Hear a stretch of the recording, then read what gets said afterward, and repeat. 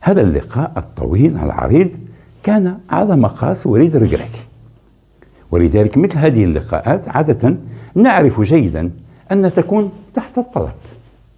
من طلبها؟ هذا هو السؤال.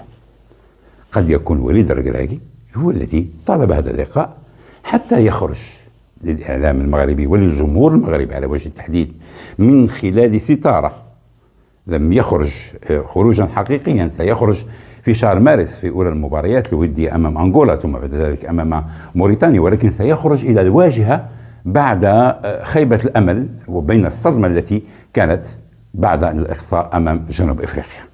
إذن قد يكون وليد الركراكي هو الذي طلب هذا اللقاء، قد يكون من هو أكبر من وليد الركراكي، قد يكون رئيس الجامعة الملكية المغربية لكرة القدم فوزي القجع، حتى يعطي فرصة لوليد لكي يشرح